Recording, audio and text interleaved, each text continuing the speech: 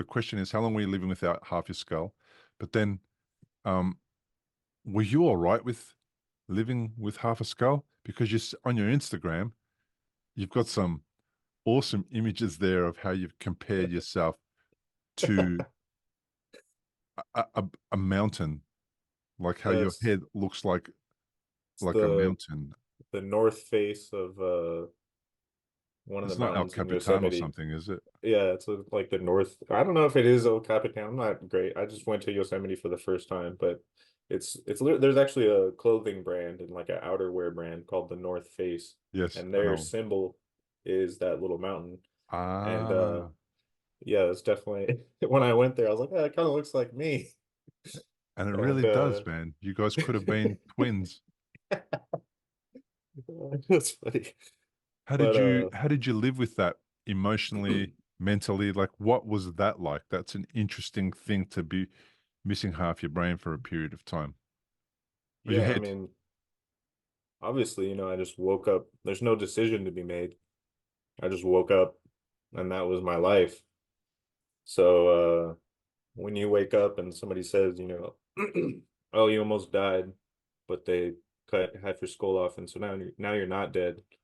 You don't say, oh, what did they do that for? Like why did they take half my skull? I think I was just, happy to still be around and it looked funny, and I've always enjoyed humor and been able I appreciate when people make fun of me. I don't get upset at it. I laugh. If it's not a good joke, I might get upset. But if it's a good uh joke, I'll laugh at my own expense anytime. Right. And so, you know, as far as appearance wise, they said they'd put it back later, and I believed in their ability to make me look normal again. I feel like I look amazing for what I've Yeah. been through. Yeah. Most people would never know. I won't have this hair for many more decades, but I think for 10 more years I'll be able to hide the scar that's under there. Because it's a pretty gnarly scar and there's no hair grows on the scar, so I have a little like racing stripe in my hairline. Hmm. But so as far as like appearance goes, I was confident that they would put it back and I'd be passable. The bigger issues were just like sleep. Uh-huh. So, I had no skull. All it Uh-huh. is was just skin, the hair that they left, and then if you touched, you'd feel my brain under there. And it was most of my head on Did that you ever side. do that? Did you ever go for the touch? I did. Yeah, of course. I was curious. And I'd ask other people, I was like, please be gentle, but hey, do you want to touch my brain? And, some people did, and most people were not interested. But it's a unique situation. I actually have my doctor took cell phone pictures inside my head when they were putting it back in. So I have cell phone pictures. The first one kind of looks like a chicken cutlet. So you have a membrane around your brain called the dura mater, Yeah. and obviously they have to cut through that if they're going to get to your brain. Um, and if they cut through that, that means they have to replace it with something. Hmm. So they replace it with a synthetic one. And so he has a picture. They put that in place. He took a picture. Then they put my they call it a bone flap, which is the piece of skull that was in the freezer. They put that back in. They screw it back together with these brackets and screws, and he took a picture of that. So I have a literal picture inside of my head of my skull, which is super rare. Nobody has that. I wanted something like that, and nobody did it for me. Yeah, the best you get is like an MRI or something, Yeah. right? Like, no, I have literal cell phone Wow. photographs of the inside of my head. Wow. But yeah, so it's just scalp, hair, and then brain. So I can't lay on my right side at all. I couldn't even lay on my back because it just felt weird. I had to sleep on my left side from April 17th was the day of the surgery until I think it was October 19th. Uh, they put it back in. So that whole time period, I have to sleep on my left side. My left side is already spastic Yeah. because I've had a stroke. There's already tightness and just all kinds of things you're dealing with, and I have to sleep on the same shoulder.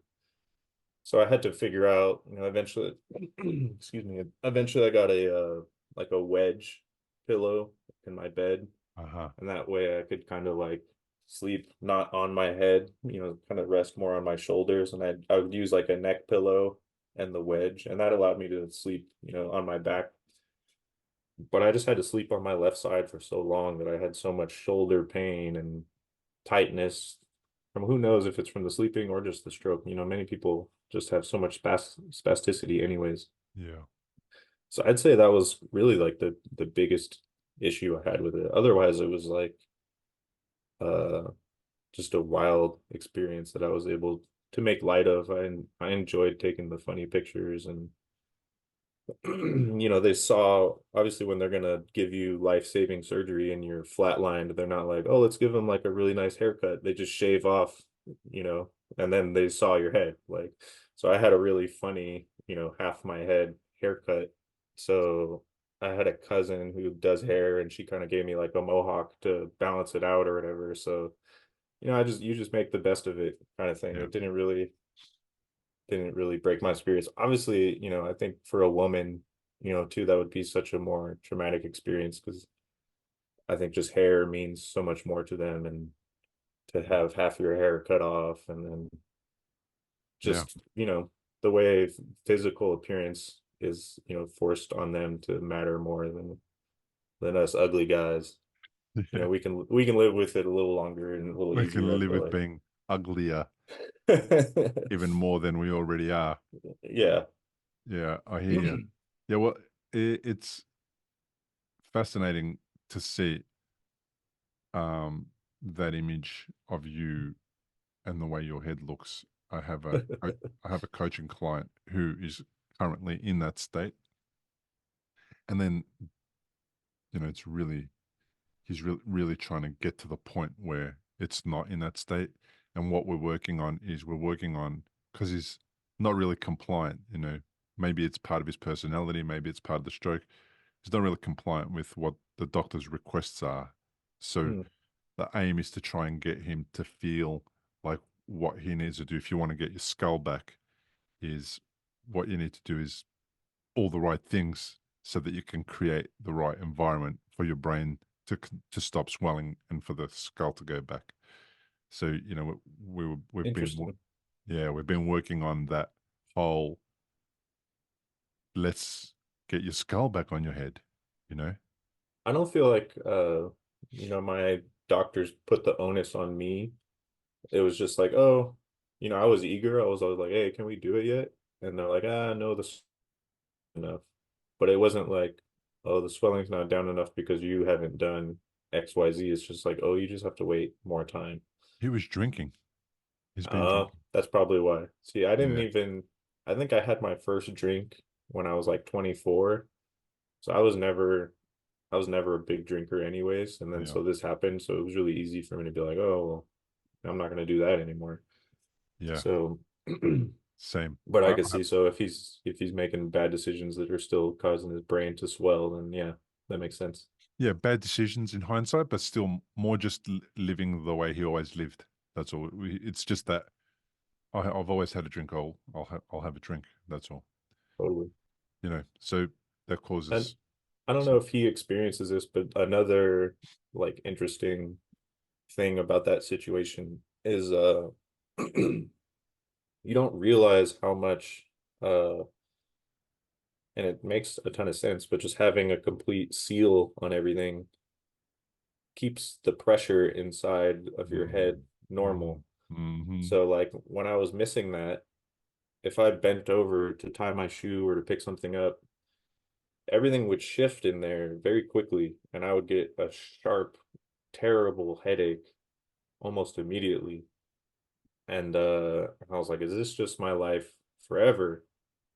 But no, as soon as they put that thing back on, I'm able to bend over and tilt my head, and there's not this dramatic shift. And maybe it was like a quick movement of brain. I don't know what it was, Right, but it right. just the worst headache. Well, not the worst headache I had experienced, but very Yeah. painful headaches. Uh, and so just getting that kind of equilibrium back together got rid of those headaches, and that was huge for me.